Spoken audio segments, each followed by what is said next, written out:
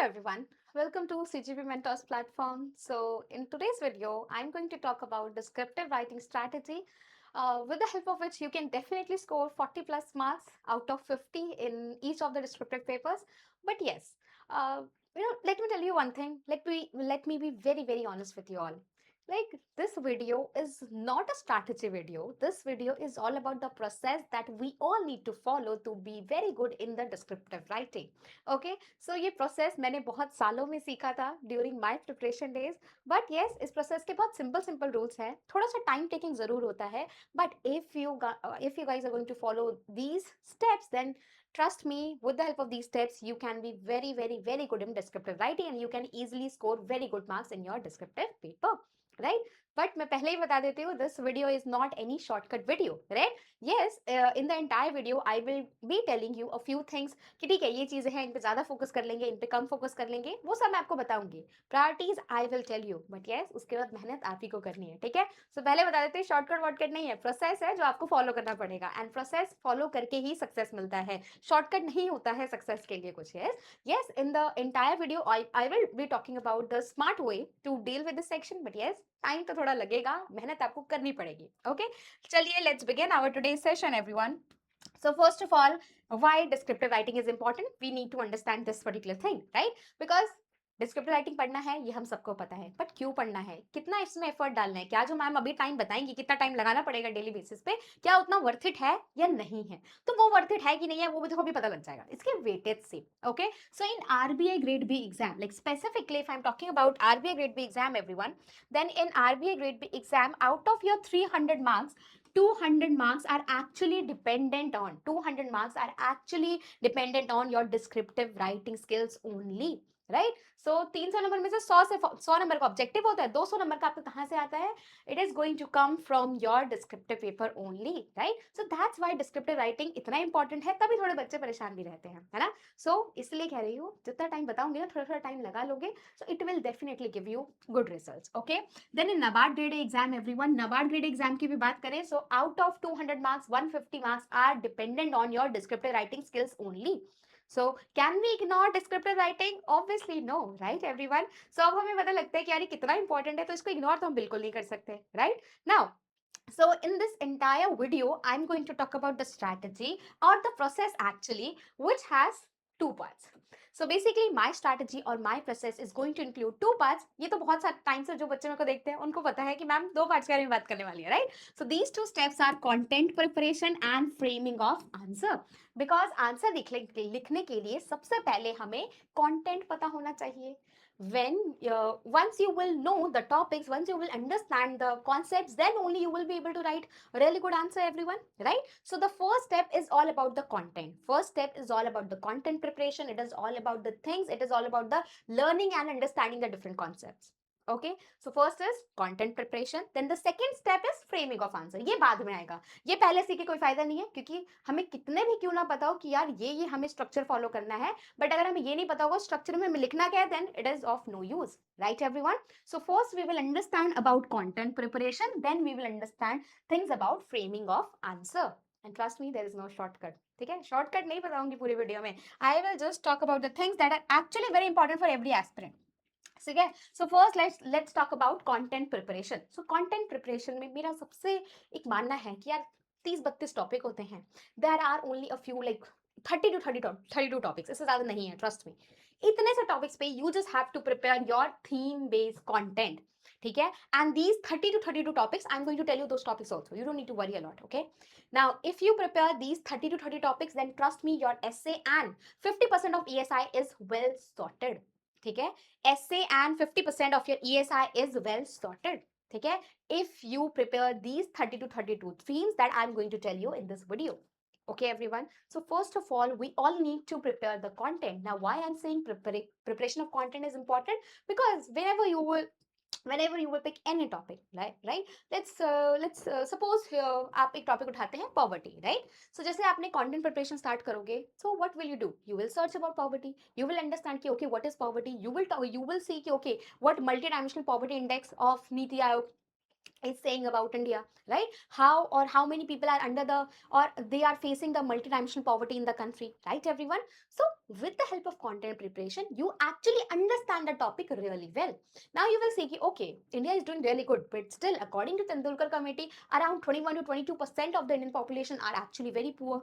ठीक है अगर पुअर है तो अब क्यों पुअर है then you will try to find out the reasons right then you will find okay these are the reasons because of which poverty is there in the country right then कि okay क्या government of India अभी तक बैठी हुई थी no अभी तक government ने क्या क्या इनिशिएटिव्स लिए then you will look at those initiatives then you will appreciate the government कि okay खाली नहीं बैठे हुए they are actually doing something right then फिर आप सोचोगे कि ठीक है गवर्नमेंट ने कर दिया बट अभी भी चैलेंजेस हैं तो चैलेंजेस क्या क्या रह गए हैं ओके अब आप ऑफिसर बनने वाले हो तो ऑफिसर माइंडसेट से हम सोचे देखेंगे ठीक है ये चैलेंजेस हैं तो इनको खत्म कैसे करना है what can more be done right what more can be done you will understand all these things so that's why I always encourage my students that you need to prepare these 30 to 32 themes for your essay and ESI everyone okay everyone ठीक है and मैंने पहले ही बोला था shortcut नहीं है but content prepare इसलिए करना होगा because in the entire process of content preparation you will understand each and every topic really better right जैसे one of the themes is one of the theme is your artificial intelligence right so जब आप artificial intelligence पे content prepare करेंगे then you will understand कि okay what is artificial intelligence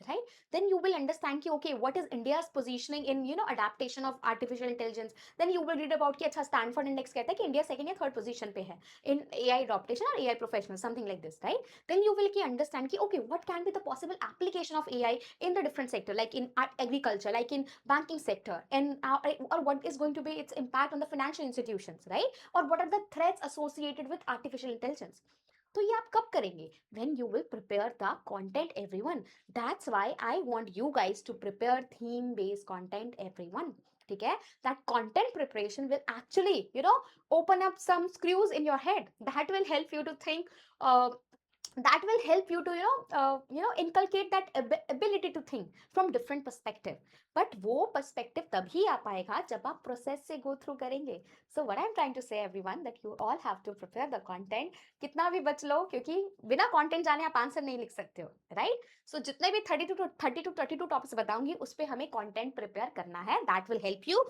to better manage your ESI and to better write your essays ठीक है वैसे ESI में एक बात बताती हूँ कितने भी रिपोर्ट से क्वेश्चन क्यों ना आ जाए but still you will be needing generic points also ठीक है बिकॉज जब वो रिपोर्ट बात करेगा ना सस्टेनेबल डेवलपमेंट गोल के बारे में तब जो अगर आपने क्लाइमेट चेंज पे जो कंटेंट बनाया होगा ना वो कंटेंट आपको वहां पे हेल्प करेगा to write more number of points because reports वाले पॉइंट्स हम आपको सब कुछ अच्छे से याद नहीं रहते हैं राइट जैसे in 2023 there was one question on world development report on migration करके था सो माइग्रेशन के बारे में जो रिपोर्ट जिसने नहीं भी पढ़ी थी बट अगर किसी ने टॉपिक प्रिपेयर करा तो वो वहां पे आंसर लिख पाता एवरीवन ठीक है yes obviously now they are focusing more on report based question but we all can prepare everything right but मैं आपको फिर भी बोलूंगी जब आप ये कंटेंट प्रिपेयर करना सीख जाएंगे जब आप ये सारी चीजें अच्छे से सीख जाएंगे तो आपका आंसर अच्छा लिखने की एबिलिटी भी बढ़ेगी that will help you to manage the questions जो आपको बिल्कुल भी नहीं आता होगा right so first what you need to do everyone you need to prepare theme based content for essay and ESI and the topics and the themes I'm going to tell you in this session only you don't need to worry a lot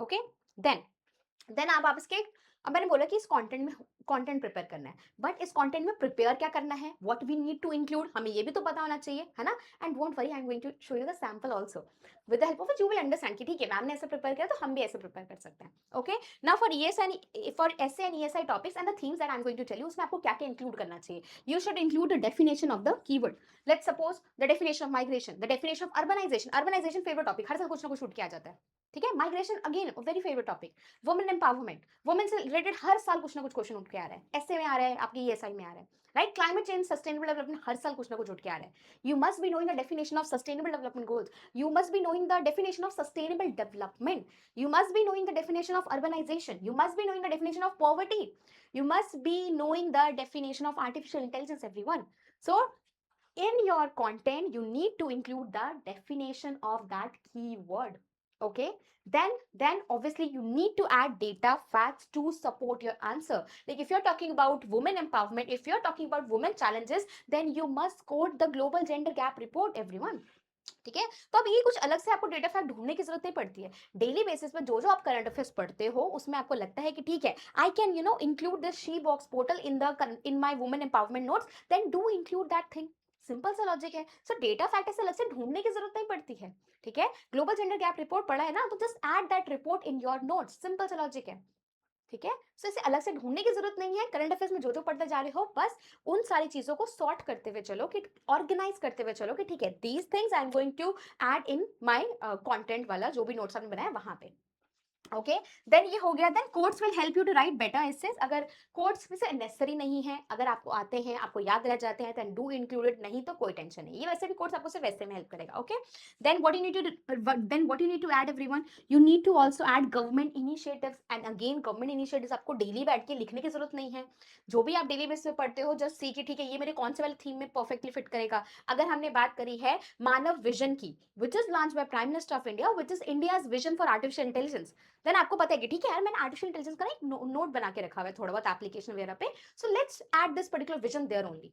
because जब मैं descriptive लिखूंगा artificial intelligence पे, या जब exam में आएगा, then I can use this vision of government of India, right. So ऐसे अलग से लेके बैठने की जरूरत नहीं है। आप लोग क्या कर सकते हैं, साथ के साथ चीजें कर सकते हैं, कि आपने एप्लीकेशन वगैरह पहले से लिख के रखा हुआ है, then what you are doing, you are just adding the government initiatives जो आप डेली न्यूज में देखते हैं, जैसे स्टैनफोर्ड इंडेक्स आर्टिफिशियल इंटेलिजेंस का, उसमें आए दिन पीआईबी में आता रहता है, तो इंडिया की रैंकिंग क्या है, just add that thing in your notes. ऐसे करके आपको करना है। Then you have to mention the government schemes. Government scheme, अब वुमेन्स रिलेटेड बात करते हैं, तो कभी हम लोग मिशन शक्ति पढ़ते हैं, कभी बेटी बचाओ पढ़ते हैं, कभी शी बॉक्स पोर्टल पढ़ते हैं, कभी सेक्सुअल हैरेसमेंट एक्ट के बारे में पढ़ते हैं। So do add those topics everyone. Climate change आता है, सस्टेनेबल डेवलपमेंट गोल आता है, so just add, talk about national green hydrogen mission, talk about national action plan for sustainable development और for climate change, right everyone. So what you need to do everyone, government initiatives भी, जो भी topic है उससे related आपको government schemes आना चाहिए। Okay, then उसके बाद your notes must include the impact of that particular thing. Like अगर हम पॉवर्टी की बात करें तो उसका क्या इम्पैक्ट है, अगर मैन्युफैक्चरिंग सेक्टर में चैलेंजेस हैं तो उसका क्या इम्पैक्ट होगा इंडियन इकोनॉमी पे। And then you need to talk about the challenges, impact। अब देखो impact क्या होगा, impact should include both your positives and negatives। impact में आपको पॉजिटिव नेगेटिव दोनों ही चीजें इंक्लूड करनी होंगी, बिकॉज हर चीज का इम्पैक्ट कुछ पॉजिटिव भी होता है, कुछ नेगेटिव भी होता है, ठीक है। सो हमें पॉजिटिव नेगेटिव सब हमें बताना होगा। Then what are the remaining challenges, कि अभी भी क्या चैलेंजेस हैं। इफ वी आर नॉट, अब आप देखोगे ह्यूमन डेवलपमेंट इंडेक्स में इंडिया की रैंकिंग अच्छी नहीं रहती है, सो क्यों नहीं रहती है, what are the challenges, why we are not doing good, और हमारे जो ह्यूमन कैपिटल है उसको क्या क्या चैलेंजेस फेस करने की जरूरत पड़ती है, right. So you need to add all those challenges everyone।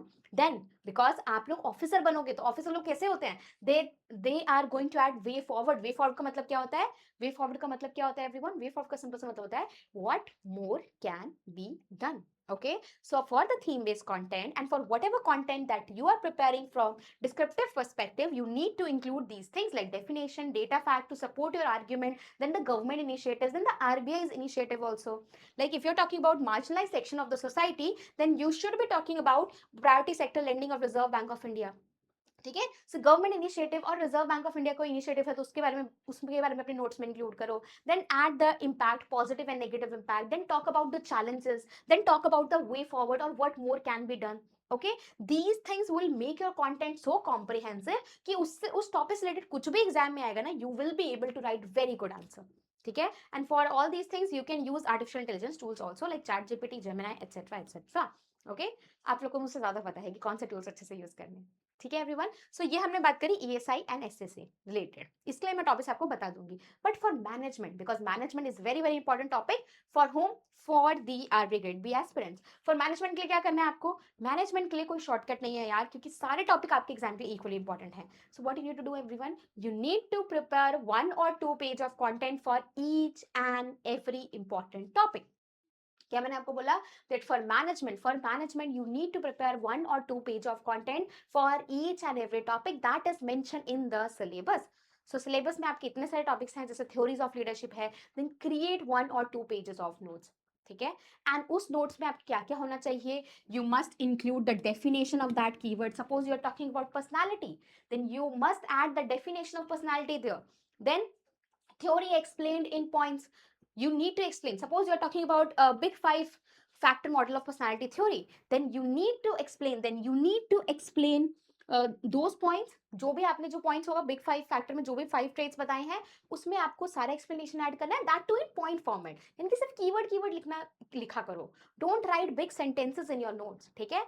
Until देखो, अगर कोई टॉपिक बहुत कॉम्प्लेक्स है तो सिर्फ उसी में ही आपको क्या करना है, उसी में ही आपको लिखना चाहिए उसी में थोड़ा सा एक्सप्लेनेशन ऐड करना चाहिए, बट जो पॉइंट्स पढ़ने से खुद ही समझ आ जाते हैं उसके लिए सिर्फ कीवर्ड्स लिखना स्टार्ट करो, राइट? सो जो भी थ्योरी होती है उसको एक्सप्लेन करो in point format only, and do add examples for each and every point, because at the end everyone, management में आप कुछ एक्स्ट्रा नहीं कर सकते, everyone knows the same content, so for management what I will suggest that you just need to add good examples, you just need to add examples to have edge over others. So management के लिए आपको examples add करने पड़ेंगे, अपने notes में करके चलोगे तो जब बाद में एग्जाम से पहले वही नोट्स को रिवाइज करोगे, so that will help you to produce in the exam everything on in a little bit faster manner. Why? Because आपको पहले से एग्जाम्पल्स पता है, आपको पहले से कंटेंट पता है, तो आपको ज्यादा एग्जाम में सोचने की जरूरत नहीं पड़ेगी। आपका फोकस होगा ठीक है बस बेटर तरीके से मैं इंप्लीमेंट, बेटर तरीके से स्ट्रक्चर कर दूं आंसर को, right? So it's very important to have content in advance, everyone. And for management, there is no shortcut. You have to prepare 1 or 2 pages of content for each and every topic. That should include the definition of the keyword. That should include the theory, and जो भी explanation दोगे, try to give in points. And yes, it should also include examples. Very very important thing, everyone, that you need to add examples for each and every point that is mentioned in that theory or that is mentioned in that particular topic. Okay उसके बाद आपको और चीज क्या add करना है, उसके बाद आपको बात करनी है relevance of that theory in the present scenario. If we are talking about Max Weber theory, then we need to talk about what is the relevance of that theory in the present scenario. If we are talking about hygiene, or if we are talking about the two-factor theory of McLennan or Herzberg's, then we need to talk about कि okay कि Herzberg ने ये जो दो बातें बोली हैं आज प्रेजेंट सिनेरियो में कैसे रेलेवेंट है. Okay, then you need to add a little criticism of that topic also. ठीक है, सो मैनेजमेंट में हमें क्या क्या ऐड करना रहेगा आपके कंटेंट में, definition, then examples, then theory का explanation in point format, then relevance of that theory, then criticism. These are the 5 things that you need to include. And yes, इसके अलावा जो हमारे जो छोटे छोटे टॉपिक्स होते हैं, so non verbal communication, informal communication, formal communication, these kind of things में what you need to do, you need to add their advantages and disadvantages also. And do not write big statements in your notes. Just try to add छोटे छोटे से keywords. Okay, so ये होती है content preparation की बात में, जिसमें आपको ये सब चीजें ऐड करनी रहेंगी. जब आप नोट्स बनाओगे स्टार्टिंग में थोड़ा सा हैवी लगेगा कि इतना सारा करना पड़ रहा है, बट ट्रस्ट में वो प्रोसेस में काफी सारी चीजें आपको समझ में आने लग जाएंगी. जब समझ आने लग जाएंगी तो that will help you to write better answers. ठीक है एवरीवन, एंड जब ये कंटेंट बना के रख नहीं लेना होता. अब ये कंटेंट आपको कब हेल्प होगा, बिकॉज फेज 1 से फेज 2 के बीच में सिर्फ 1 महीने का टाइम होता है, राइट? फेज 1 से फेज 2 के बीच में सिर्फ 1 महीने का टाइम होता है, और जब वो 1 महीने में हम इतना पैनिक कर रहे होते हैं कि यार अब कैसे करेंगे, है ना? अब जैसे 2023 की बात करें तो 9 जुलाई को प्रीलिम्स था एंड 30 जुलाई को मेंस था, तो ओनली 21 डेज का गैप था, राइट? 21 डेज में how I manage my phase 2 everyone, I manage it really well with the help of these content only. ठीक है, बिकॉज मेरे पास पहले से कंटेंट था, सब कुछ था, तो मुझे बस क्या करना था, मुझे बस उन कंटेंट को बार बार रिवाइज करना था और बस बार बार एक आंसर प्रैक्टिस करना रहता था, सिंपल सा. सो डेली बेसिस पे जो पढ़ती थी उसे सिंपल सा क्वेश्चन फ्रेम करती थी एंड उससे भी अपना टाइपिंग प्रैक्टिस भी कर लेती थी. सो उससे क्या हुआ, कंटेंट पढ़ा, उसका रिवीजन किया, एंड जो कंटेंट बना के रखा हुआ था, तो बीच में जो 21 दिन थे, 21 दिन में I manage my phase 2 really well and I got really good marks in my descriptive also. ठीक है, सो वही मैं आपको सजेस्ट करूंगी. अभी थोड़ा हैवी प्रोसेस लगेगा, बट पहली बात तो ये आपके दिमाग को सोचना सिखा देगा, आपका एक प्रोसेस सोचने का डेवलप करवा देगा कि ठीक है इस पर्सपेक्टिव से हमें कोई भी आंसर को ना सोचना होता है, राइट? इस पर्सपेक्टिव से we can create more number of points. ठीक है, तो थोड़ा सा मेहनत लगता है बट कर लो, it will help you. Okay, so these are the things that you need to do for your content preparation. And let me talk about the themes, because मैंने अभी आपको बोला है कि देखो थीम्स तो हमें प्रिपेयर करनी है. एंड थीम क्या क्या है everyone, theme is your demographic dividend, then financial inclusion, women empowerment, fiscal and monetary policy, climate change, sustainable development goal, net zero by 2070, then manufacturing sector, agriculture sector, globalization, education, poverty, population explosion, urbanization, MSP, tourism, labor laws, self-regulatory organization, infrastructure. Now self-regulatory organization अभी के time में इतना relevant नहीं है, तो इसको छोड़ सकते हैं. Infrastructure, then globalization, unemployment, cashless economy, digital revolution, migration, artificial intelligence, microfinancing, rural India, migration.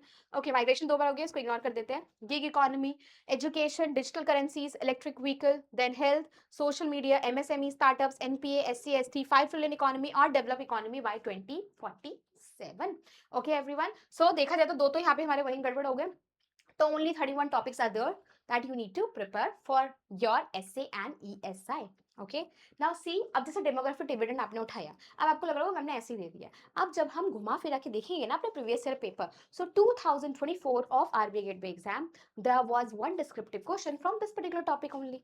Okay, then अगर हम मॉनेटरी पॉलिसी की बात कर रहे हैं, सो आप देखोगे हर साल मॉनेटरी पॉलिसी से कुछ ना कुछ क्वेश्चन आता है। कभी मॉनेटरी पॉलिसी के टूल्स पे क्वेश्चन आता है, कभी कभी कभी दे आर, यस, टूल से ही क्वेश्चन आ रहा है मोर और लेस, राइट। एंड कभी कभी पूछ लेते हैं कि ठीक है, how the monetary policy tool is actually helping India to manage its inflation, right. So ये जो सारे टॉपिक्स बनाए ना, हवा में नहीं बनाए हैं।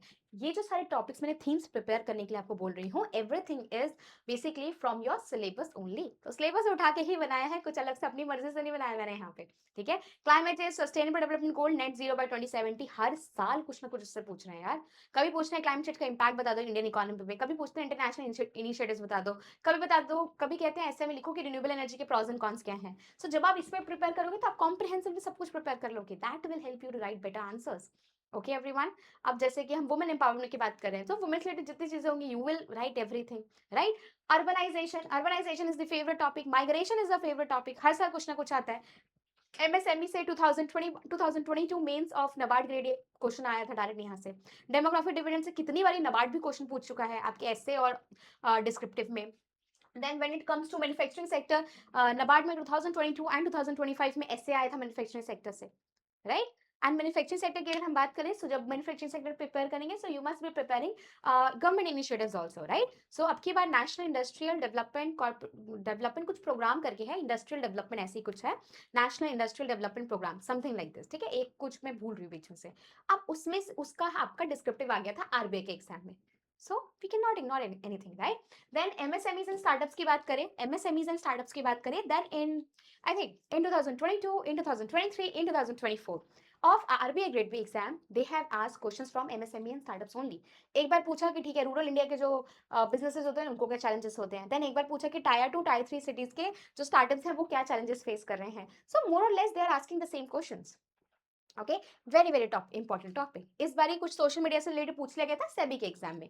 सो I think this video is not only relevant for RBI NABARD, this is equally relevant for all other exams also, ठीक है। रूरल इंडिया की जब बात करते हैं तो हर साल रूरल इंडिया से रिलेटेड कुछ ना कुछ पूछते हैं। कभी कभी रूरल इंडिया को लिंक कर देते हैं एमएसएमई स्टार्टअप से, कभी कभी रूरल इंडिया को लिंक कर देते हैं वुमेन से। So they are basically asking questions by creating interlinkages between different topics. Okay, so what I'm trying to say everyone, I am just trying to say that if you prepare these 30 topics, इसमें अगर आप electric vehicle अभी आप छोड़ना चाहे तो ये भी छोड़ सकते हैं, ठीक है। इलेक्ट्रिक व्हीकल अभी छोड़ दो क्योंकि अभी ये इतना चल नहीं रहा है, इलेक्ट्रिक व्हीकल छोड़ दो, माइग्रेशन तो हो ही गया, ठीक है, एंड ये छोड़ दो। अगर ये आप 3 टॉपिक हटा देते तो only 30 topics are there that you need to prepare really really well everyone. Okay, so ये टॉपिक्स अच्छे से प्रिपेयर कर लो। अभी इससे पहले मैंने आपको बताया कि कैसे प्रिपेयर करना है ना। वैसे ही कंटेंट क्रिएट करो अपना, that will actually help you to get good, really good marks. Okay, now let me, so these are the themes, ठीक है। किसको स्क्रीनशॉट लेना है तो वो ले सकते हैं। नाउ अब सी देखो, आर्टिफिशियल इंटेलिजेंस की बात कर रहे थे ना हम लोग। अब आपको पता है ये जो थीम है ना, ये मैंने आज प्रिपेयर नहीं करी, 2022 में अपने एग्जाम के लिए प्रिपेयर किए थे। 2022 में मैंने अपने एग्जाम के लिए सारे थीम प्रिपेयर करे थे, इवन इससे भी ज्यादा मैंने प्रिपेयर करे थे, अपने लिए कंटेंट प्रिपेयर किया था, ठीक है। पर ये 2022 में मैंने लिस्ट बनाई थी, एंड अब मुझे हैरानी इस बात की होती है, इतनी इमेच्योरिटी के साथ मैंने उस टाइम ये लिस्ट बनाई थी, and it is relevant till date as well. So the thing is कि क्योंकि टॉपिक्स बदलते नहीं है, घुमा फिरा के इंडियन इकोनॉमी में यही बातचीत होने वाली है। सो घुमा फिरा के they are going to ask these things only, right everyone. Micro finance आपके नबार्ड में इतनी बार पूछा जा चुका है, नॉन इंस्टीट्यूशनल फाइनेंस इतनी बार पूछा जा चुका है, again very very important topic, right. So artificial intelligence topic कितनी बारी तो आरबीआई पूछ रहा है, कितनी बारी तो नबार्ड ही पूछ रहा है। So very very important topic everyone. So अगर आप हम इतना प्रिपेयर कर लेंगे then everything is going to be really good everyone. Okay, चलो अब मैंने बोला ना आपको सैंपल दिखा दूंगी। So basically around 10 to 11 topics I have prepared for my students. Like हमने यहाँ पे 8 कोर्स में पिछले साल मैंने कंटेंट प्रिपेयर किया था बच्चों के लिए ही, कि ठीक है कुछ थीम्स मैंने उनके प्रिपेयर किए थे। So I am just showing you the sample here, ठीक है। With the help of this sample you will actually understand कि ठीक है आपको कैसे कंटेंट प्रिपेयर करना है, बिकॉज एक बार मैंने आपको बता दिया थ्योरेटिकली वो इतना समझ नहीं आता, अगर सैंपल देख लेंगे तो ज्यादा अच्छे से समझ आता है, राइट एवरीवन। सो एमएसएमई की बात कर रहे थे, स्टार्टअप्स की बात कर रहे थे। So this theme is related to MSME and startups. So इसमें हमने क्या किया है, हमने बस एमएसएमई की एक डेफिनेशन डाल दी थी यहाँ पे, ठीक है। जो भी क्राइटेरिया वगैरह था वो सब मैंने डाल दिया, and I have added a few data facts from the MSME annual report also. Okay फिर कोई भी टॉपिक होगा उसके बारे में मैं ये भी बात करूंगी कि what is the significance of that topic, right? So why MSME और एमएसएमई सेक्टर का कंट्रीब्यूशन क्या है इंडियन इकोनॉमी में. So I have added a lot of points, right? Here I have just mention 4 points like economic growth में ये India की GDP में कितना कंट्रीब्यूट करता है. देन एम्प्लॉयमेंट जनरेशन में 110 मिलियन लोगों को एम्प्लॉयमेंट दे रहा है. एक्सपोर्ट में 45% ऑफ टोटल एक्सपोर्ट, उस टाइम 45% था, अब 48 हो चुका है. Then contribution in manufacturing sector growth, how MSME sector is contributing in manufacturing sector. So I have added the significance also, right? So हमें क्या करना है, कोई भी टॉपिक स्टार्ट करेंगे सबसे पहले उसका डेफिनेशन लिखेंगे, then we will add a few data facts, then we will talk about the contribution of that sector, we will talk about the significance of that sector. ठीक है, और पर जरूरी नहीं है कि हर सेक्टर का कुछ ना कुछ सिग्निफिकेंस होगा. जब नहीं होगा तो ignore that topic. Okay, then I have added the challenges faced by MSME and startups in India, and this question was asked in the year 2023 of our brigade में mains exam only, right? So again very important. अब challenges में क्या पूछा, तो challenges में I have mentioned that informalization is there, then inadequate infrastructure is there, lack of fund is there, competition from cheaper imports are there. Then I had mentioned a lot of other points also, but yes, it is a sample, so just look at these things. ठीक है, सो हमने क्या किया, हमने यहाँ पे challenges भी लिख दिया उस टॉपिक में. देन कंटेंट प्रिपरेशन में हमने गवर्नमेंट स्कीम्स की बात करी कि गवर्नमेंट क्या क्या इनिशिएटिव्स लेके आ रही है, जैसे कि क्रेडिट गारंटी फंड है, देन प्रायोरिटी सेक्टर लेंडिंग है, then RAMP initiative is there, right? So हमने यहाँ पे चैलेंजेस इंक्लूड करे हैं. देन उसके बाद I have added what more can be done to support MSME and startups. So what more can be done?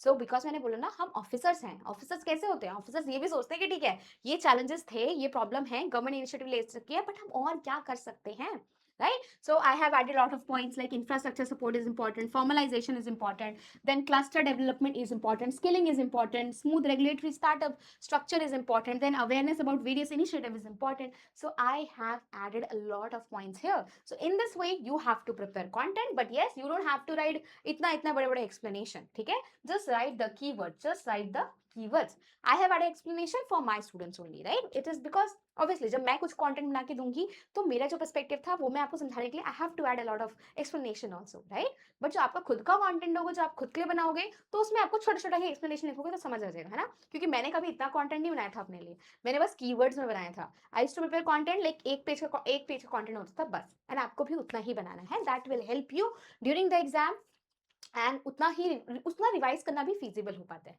Right? So this is the sample content and I hope you guys have understood कि इस हिसाब से आपको भी अपना content prepare करना है, right? Now if you will have content most of the topics, then you would not have to think much in the exam, and जितना आप ज़्यादा आपके पास content होगा, जितना आपकी understanding होगी, that will help you to write better points for the questions जो आपको नहीं भी आता होगा. Why? Because आपने वो thought process अपना develop कर लिया है by following this entire process, everyone, right? So now you need to interlink various points. Basically by interlinking various points you can create more number of points in the exam hall, right? Because आपने process develop, अपना सोचने का एक तरीका develop कर लिया होगा, right everyone? So this is the first part with respect to content preparation. Okay, then we'll talk about framing of answer. So framing of answer actually is very very easy, but yes, many of the बहुत सारे aspirant ना छोटी सी गलती पता क्या करते हैं वो, कि they are writing answers but वो आंसर में वो लिखते हैं जो उनको आता होता है, वो नहीं लिखते जो उनसे क्वेश्चन में एक्चुअली पूछा जाता है. ठीक है, सो फ्रेमिंग ऑफ आंसर में क्या करना होता है, फ्रेमिंग ऑफ आंसर का सबसे पहला फॉर्मूला है that you have to follow the IBC approach. You have to follow the intro, body, conclusion format. What do you have to follow, everyone? You have to follow intro, body and conclusion format. And ठीक है, सो यानी कि introduction में you have to write good intro. सब introduction good कैसे हो सकता है? सो इंट्रोडक्शन का सबसे बेस्ट तरीका रहता है ऐसे का, अगर हम ऐसे में कोट आप इंक्लूड कर सकते हैं. ऐसे के अलावा अगर हम मैनेजमेंट की बात करें, हम ARD की बात करें, अगर हम या फाइनेंस और ESI की बात करें, वहां पे सबसे बेस्ट है इंट्रोडक्शन का तरीका. Add the definition of the keyword, and if you have any report and index to mention, then do quote those things. Simple. Like अगर वुमेन से रिलेटेड क्वेश्चन आ रहा है तो do mention the name of the global gender gap report. Okay, and definition अगर कुछ नहीं समझ आ रहा है, जैसे मैनेजमेंट है, मैनेजमेंट में obviously you can not quote any data fact, you do not have any you can say any report to support your argument in management, right? So फिर management में क्या करेंगे, you will add the definition of the keyword, like you will add the definition of personality, you will add the definition of leadership, you will add the definition of management, you will add the definition of what is ethics. Okay, so it's better to start your answer. और introduction में सबसे easiest way है add definition of the keyword that is there in the question. Okay, definition के साथ साथ ESI का answer है, ऐसे अगर कुछ है तो वहां पे हमें फैक्ट्स जरूर लिखने हैं, ठीक है, to support your argument, because it will show to the examiner कि see this person is well read, this person knows कि ठीक है ऐसे ऐसे कुछ रिपोर्ट भी आती है ना. देन आता है सबसे important part of your answer, that is the body of your answer, and the body of the answer is basically in the body of the answer you have to mention the things that are asked in your question. Okay, so question में जो पूछा गया है वो सारा part हम कहाँ address कर रहे होते हैं, अपने बॉडी ऑफ द आंसर में, ठीक है. एंड जो आपको बॉडी ऑफ द आंसर होता है, it is the most important thing. Why? Because that will actually give you the marks, ठीक है. Examiner is not going to decide your marks on the basis of intro and conclusion, right. Yes, introduction and conclusion is very very important, because जो चीज, कुछ चीज को हमें अच्छे से स्टार्ट करना होता है, कुछ चीज को खत्म भी करना होता है, वो ठीक है. बट जो आपको बॉडी ऑफ द आंसर है ना, वो एक्चुअली डिसाइड करेगा कि आपको कितने अच्छे मार्क्स मिलेंगे, ठीक है. सो सबसे पहले तो फर्स्ट प्रायोरिटी ये होनी चाहिए बॉडी ऑफ द आंसर में, that you should write the things that are asked in the question. You should not write the things that you know.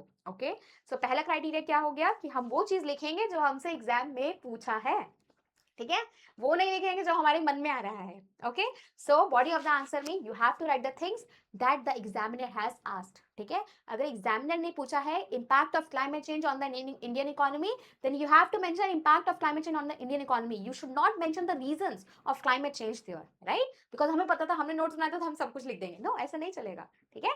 सो पहली प्रायोरिटी वो लिखेंगे जो पूछा एग्जाम में, ठीक है.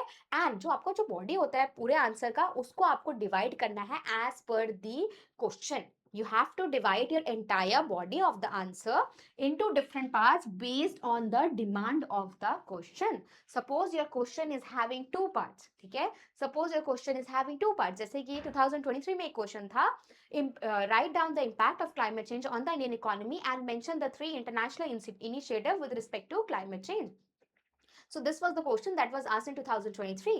So how we managed at that time, everyone, we divided the entire answer into two parts. हमने क्या किया, पूरे आंसर को हमने दो पार्ट्स में डिवाइड कर लिया. The first part was all about the impact and the second part was all about the 3 international initiatives. So body के लिए क्या करना है हमें, we have to divide the entire answer or entire body of the answer into different parts, okay, by adding subheadings. चलो, तो अभी हमें ये समझ आया कि हमें सिर्फ वो लिखना होता है जो एग्जामिनर ने पूछा होता है, अपनी तरफ से कुछ कहानी नहीं बनानी है, ठीक है. जो पूछा है सीधी भाषा में, सिंपल सी भाषा में वो लिख दो. And do not use fancy vocabulary, because उससे मार्क्स मिलते नहीं है, मार्क्स कट जाते हैं. वाई फैंसी वोकैबुलरी से मार्क्स कट जाते हैं एवरीवन? बिकॉज कोई भी चीज में अगर मुझे प्रॉब्लम होगी ना पढ़ने में, so as an examiner I will be like यार मुझे नहीं समझ आ रहा, मैं दिमाग नहीं लगाऊंगी, बिकॉज मुझे अलग से और 20 कॉपी चेक करनी होगी, ठीक है. तो साइकोलॉजी भी कुछ होती है, so we need to understand. And communication हम सब पढ़ते हैं that language is one barrier, right. And language हमेशा सिंपल एंड क्लियर यूज करना है. सो वैसे ही आपको wherever you are going to write answers, so use very very very simple language, ठीक है. एकदम सिंपल साधारण इंग्लिश, छोटे छोटे पॉइंट्स में लिखो, सबसे बेस्ट है, ठीक है. सो अभी हम बॉडी ऑफ द आंसर्स की बात कर रहे थे, अब हम दो तीन चीजों की और बात करेंगे जिस चीज का आपको ध्यान रखना है. पहली बात, you have to divide your answer into multiple parts based on the question, ठीक है. पहली बार डिवाइड करेंगे. अब डिवाइड करने से फायदा क्या होगा, it will give the proper structure to your answer, it will give the proper structure to your answer, ठीक है. सो डिवाइड करने से आपके आंसर को एक प्रॉपर स्ट्रक्चर मिलेगा, that will be really helpful for you and that will be really helpful for the examiner also. And then आप ही के लिए हेल्पफुल है. एग्जामिनर के लिए जितना आसान बनाओगे वो आपको उतने अच्छे मार्क्स देगा, ठीक है. दूसरी बात हमें ये ध्यान रखनी है that whenever you are writing anything in your body part, do add subheadings, ठीक है. Suppose the question is having two parts, impact of climate change on Indian economy, then do add one subheading with the like this, that impact of climate change on the Indian economy are as follow. Simple. Impact of climate change on Indian economy is as follows. Simple सा logic है. एक आपने एक सब heading add कर दिया. अब जब आप वो सब हेडिंग ऐड कर रहे हैं तो उसके अंदर whenever you are writing any point, suppose you are talking about that the climate change is going to reduce the income of farmers, then do add that subheading. Then add the explanation. In one or two points. That's it. Okay, so what I'm trying to say, everyone, that to create better structure in your answer, you have to add subheadings that will create good structure, that will give the clarity to the examiners कि finally you have written these many points, and उसको पूरा answer पढ़ने की भी जरूरत नहीं पड़ेगी, वो सब हेडिंग पढ़ के समझ जाएगा कि ठीक है, you have addressed this question really well, and जितना उसका टाइम सेव करोगे ना, उतना आपको वो नंबर ज्यादा देगा, समझे? ठीक है, सो सब हेडिंग्स हमें ऐड करनी है, ये हम सारी बातें समझ गए हैं. And yes, now the next thing that I want to convey is that whenever you are writing your answer, and specifically जब हम बॉडी पार्ट की बात करते हैं आंसर की, सो उसमें आपको क्या ध्यान रखना है, that you have to write your answer in point format, that you have to write your answer in point format. No, never ever write your answer in big paragraphs. ठीक है, ऐसे में आपको पैराग्राफ्स में लिखना होता है, स्मॉल स्मॉल पैराग्राफ्स में, but you have to shift your paragraph one after another. Okay, but जब हम आंसर की बात करते हैं, डिस्क्रिप्टिव आंसर की, तो उसमें हमें नहीं लिखना पैराग्राफ में, हमें सिर्फ और सिर्फ पॉइंट फॉर्मेट में लिखना है. ठीक है, पॉइंट फॉर्मेट में क्यों लिखना है everyone? Because it will give the clarity, it will give the clarity to the examiner, it will create good structure. because जब हम बड़े बड़े पैराग्राफ में लिखते हैं ना, तो हम बहुत सुंदर सुंदर पॉइंट्स क्या करते हैं, बड़े बड़े पैराग्राफ में जब आप लिख देते हैं ना, तो examiner is not very interested in reading your whole big paragraph. ठीक है, examiner is not very interested in reading like entire paragraph. भाई उसका आपने काम बढ़ा दिया है, जब आपका काम बढ़ा दिया तो वो आपको नंबर नहीं देगा, आपके नंबर काटेगा. Okay, so always remember one thing, that whenever you are writing any descriptive answer, you have to write in point format. So याद रहेगा, हमें पॉइंट फॉर्मेट में ही आंसर लिखना है, इसके अलावा और कोई वे नहीं है. ऐसे में लिखना है पैराग्राफ में, but small small paragraphs, like 3 to 4, जो 3 to मैक्सिमम 5 लाइंस का आपका एक पैराग्राफ होना चाहिए. That's it. Okay, and introduction जब आप लिखते हैं, तो try to write your introduction maximum 80 words use करने हैं आपको इंट्रोडक्शन के लिए, एंड मैक्सिमम 80 वर्ड्स यूज करने हैं आपको कंक्लूजन के लिए. Do not ever exceed this word limit. ठीक है, बिकॉज इंट्रोडक्शन जितना छोटा होगा, जितना क्रिस्प होगा, उतना अच्छा है. बिकॉज आप सोचोगे नहीं नहीं, मैं इंट्रोडक्शन बहुत अच्छा सा बना के लिखूंगा, बहुत बड़ा लिख दोगे, तो एग्जामिनर का इंटरेस्ट वैसे ही लूज हो जाएगा. He will loss that interest and he will not further read your answer with that interest, एंड फिर उसके बाद क्या होगा, हमें कम नंबर मिलेगा. So we need to understand the psychology of examiner also. Okay, so introduction maximum 80 words, conclusion maximum 80 words, and you have to write your answer in point format with subheadings. Okay everyone, understood? ठीक है, तो body part में तो वो लिखेंगे जो जो आपके एग्जामिनर ने पूछा होगा आपके. ठीक है, अब कंक्लूजन करने के लिए हमें, और हाँ, एक और डाउट जो हर बच्चे को होता है कि मैम वर्ड लिमिट का क्या करना है, do we really need to meet that word limit? So my recommendation will be that the quality of the answer should be your priority, not the quantity of words. Okay, so always fall for the quality of your answer. ठीक है, अगर आपका कोई भी answer, suppose your answer is of 600 words, अगर आपका answer 600 words का है, तो आप सोचोगे कि मैं 600 वर्ड ही लिखना जरूरी है. No, even suppose you have written only 480 words, और you have written only 470 words और 460 वर्ड्स. ठीक है, बट अगर आप 480 460 वर्ड से if you are able to meet the demand of the question, then कोई टेंशन नहीं है, आपको पूरे नंबर मिल जाएंगे आराम से. जितने नंबर मैक्सिमम मिलते हैं उतने आपको मिलेंगे. ठीक है, so the thing is quality matters more than quantity. ठीक है, so do not fall for this fact कि यार मुझे ना word limit complete करनी ही पड़ेगी, ऐसा कुछ नहीं है. Write, use good content, add facts and figures to support your argument. In management in ARD, add examples to support your answer. ठीक है, इतना कर लोगे, कंक्लूजन अच्छा लिखोगे, कम वर्ड भी होगा तो चल जाएगा काम. Because quality matters everyone, quality matters. Okay, ठीक है, अभी मैं हमारे कंटेंट की बात कर लेते हैं. कोई और आपको 600 पेज का कंटेंट देता है, हम आपको 400 पेज का कंटेंट देते हैं, बट क्वालिटी मैटर्स ना. आप क्यों आ जाते हो हमारे पास बार बार? क्योंकि आपको लगता है आप क्रिस्प कंटेंट देते हो, इसी से तो एग्जाम में आता है why to read 600 page, right? तो एग्जामिनर को भी उसको कोई वर्ड लिमिट काउंट नहीं करता आपके बैठ के. ठीक है, he is not gonna read your, he is not gonna count your word limit. ठीक है, एंड इवन वहां पे लिखा भी आता है उसको कोई फर्क नहीं पड़ता. He will just ensure the fact कि जो आपने यहाँ पे पूछा जा रहा है आपसे, आप वो एड्रेस कर पा रहे हैं या नहीं. ठीक है, सो वर्ड लिमिट की टेंशन बिल्कुल भी नहीं लेनी है. ठीक है, now let's talk about the conclusion everyone. Now let's talk about the conclusion. Conclusion में क्या क्या लिखना है? If we are talking about ESI answer और essay, then EN ESI, then and in essay. ESI and essay में आपको क्या करना है? You can include, बहुत सारे तरीके होते हैं इसमें एंड करने का. या तो मैं देखो, अगर आपने ऊपर क्वेश्चन में ही गवर्नमेंट इनिशिएटिव्स की बात करी है, then in the conclusion do talk about way forward और what more can be done. ठीक है, it will show to the examiner that see this person has that officer वाला माइंडसेट, ठीक है, कि इसको मतलब प्रॉब्लम सॉल्विंग अप्रोच है बंदे के अंदर या बंदी के अंदर, ठीक है। सो कंक्लूजन में अगर गवर्नमेंट इनिशिएटिव्स पहले बात कर चुके हो तो then talk about, then add way forward. अगर नहीं बात करा है तो then talk about government initiatives जो गवर्नमेंट ने लिया है with respect to that particular sector, ठीक है। और अगर कोई भी अचीवमेंट आपको पीआईबी में आपने पढ़ी थी तो वो लिख दो वहां पे जाके, ठीक है। एंड उसके साथ साथ लिंक एसए एंड ईएसआई में आप ऐसे कर सकते हो, एसए में 4 क्वेश्चन लिख रहे हो तो 4 में से 2 आंसर को link it with sustainable development goal, talk about sustainable development goal number 1 2 3 4 5 whatever sustainable development goal, okay, that will help you, that will help you to create better conclusion, okay. So ESI and SMA do add government schemes, way forward or any achievement or link it with sustainable development goal. So ESI और SMA इतना problem नहीं होता है conclusion का ज्यादा problem होता है management में, ठीक है, या एआरडी में। सो आप लोगों को उधर क्या करना रहेगा, मैनेजमेंट या एआरडी की बात करें, मैनेजमेंट लिखा है, एआरडी भी देख लो यहाँ पे, एआरडी या मैनेजमेंट बिकॉज स्टैटिक है तो यहाँ पे आप कुछ करंट में, वैसे एआरडी में you can add government schemes, वहां पे मिल जाता है आपको, मैनेजमेंट में स्पेसिफिकली प्रॉब्लम आता है।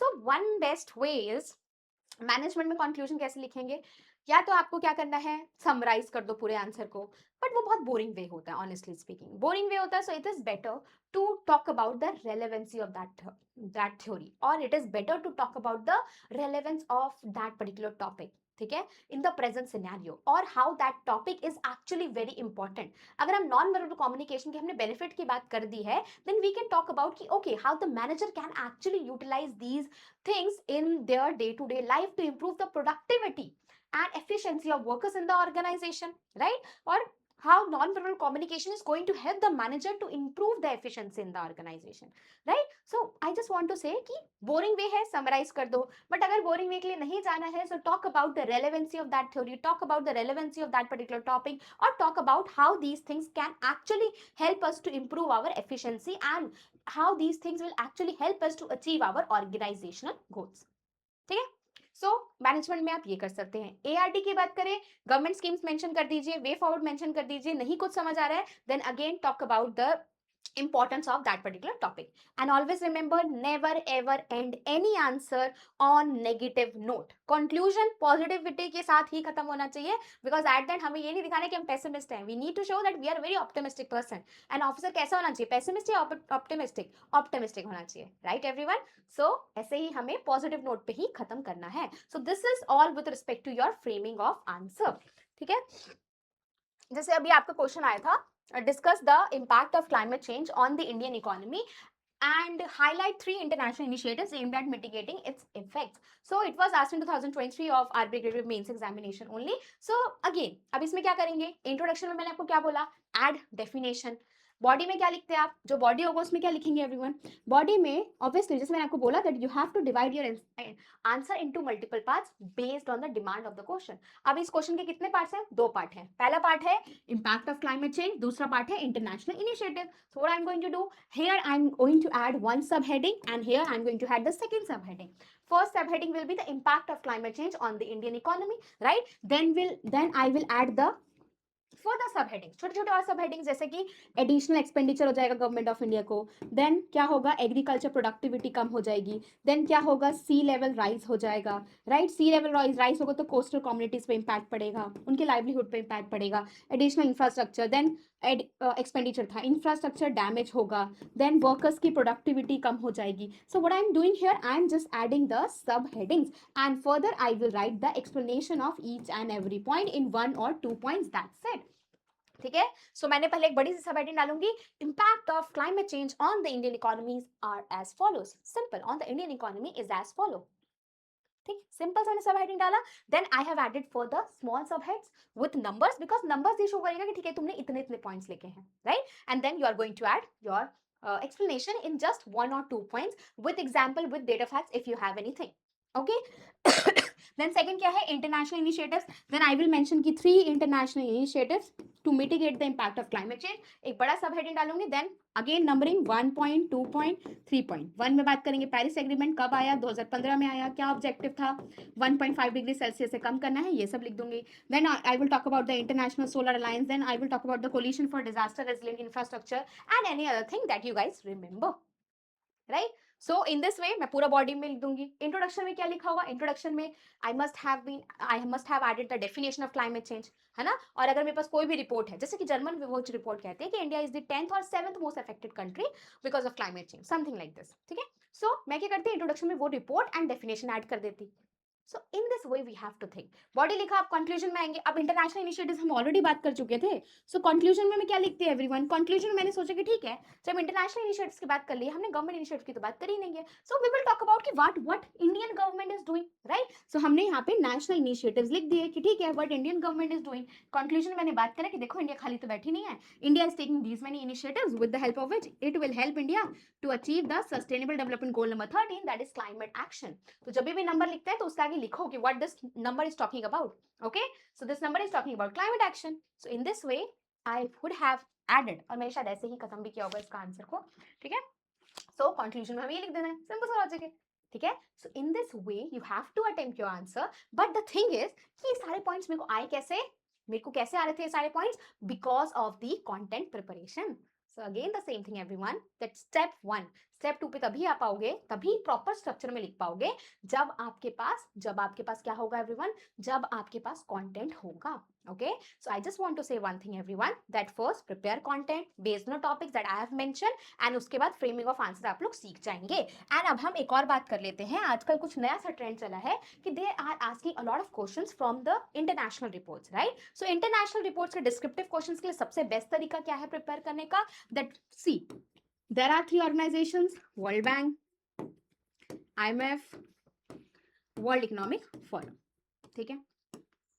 एंड उसके बाद हमारी है इधर आरबीआई को ले लो, आरबीआई कभी पीछे नहीं रहती, है ना। इन सब की कोई भी रिपोर्ट आती है, इंपॉर्टेंट रिपोर्ट, कोई भी रैंडम नहीं, कोई इंपॉर्टेंट रिपोर्ट, जैसे कि अब आरबीआई की कोई पंचायती वाली रिपोर्ट आ गई है, वो आपके लिए इंपॉर्टेंट नहीं है, तो why are you reading that report, पहले मुझे तो ये भी समझ नहीं आता कभी कभी, ठीक है। सो आरबीआई की कोई रिपोर्ट आ गई, सपोज फाइनेंशियल स्टेबिलिटी रिपोर्ट आ गई, सो पिक द की पॉइंट्स।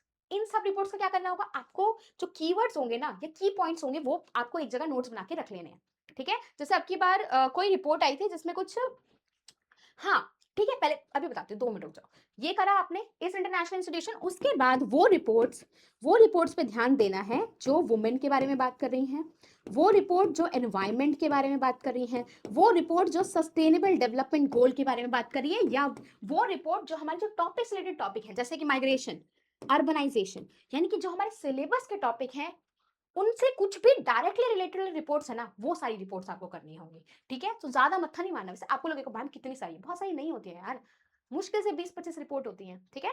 मुश्किल से 20-25 रिपोर्ट होती हैं, you just have to pick those reports and एक एक पेज की रिपोर्ट पे सब पे कंटेंट बना लो, सिंपल से। जो की पॉइंट्स होते हैं ना, उसमें इतना नहीं करना कि क्या चैलेंजेस है, क्या डेफिनेशन, नो। जो उस रिपोर्ट का की पॉइंट है, create just create notes of those की पॉइंट्स, सिंपल, ठीक है। सो अगर आप ये कर लोगे रिपोर्ट्स के लिए, then trust me you will be able to write very good answer, ठीक है। अब जैसे सस्टेनेबल डेवलपमेंट गोल का ना, आपकी बार एक रिपोर्ट पे क्वेश्चन आया था। सो मैं होती तो क्या करती, मैंने रिपोर्ट पढ़ी होती करंट अफेयर्स में, तो मेरे पॉइंट दिमाग में होते, उसके बाद जो मैंने क्लाइमेट चेंज में कंटेंट पढ़ा होता, उनको मिक्स एंड मैच करके मस्त सा एक आंसर फ्रेम कर देती, ट्रस्ट मी कर देती। और आप लोग भी कर लोगे, बस आपको ये थोड़ा सा प्रोसेस फॉलो करोगे तो हो जाएगा। तो रिपोर्ट से ज्यादा टेंशन नहीं लेना है, 20-25 पेज का एक कंटेंट खुद का बनाओ, मैं कहती हूँ खुद का कंटेंट बनाओ, that will actually help you, ठीक है। 20 पेजेस का कंटेंट बनेगा, पढ़ो, रिवाइज करो multiple times, and that will help you to write very very good answers, ठीक है। एंड रिपोर्ट के अलावा जो भी चीजें होंगी वो मैंने आपको पहले स्टार्टिंग में बता दिया, उतने से थीम प्रिपेयर कर लेना, हो जाएगा आपके एसए एंड ईएसआई, राइट। चलिए, let's end this session here only, I hope this session will help you, ठीक है। इसमें थोड़ा सा मैंने ऐसे डिटेल में बात करी है, let's see, maybe this video will help you, and I just tried my level best to explain everything in detail. I hope सब कुछ समझ आया होगा। चलिए, let's end this session here only, all the very best, सब बहुत अच्छा होगा, God bless you, अपना बहुत अच्छे से ध्यान रखें, bye bye everyone, take care।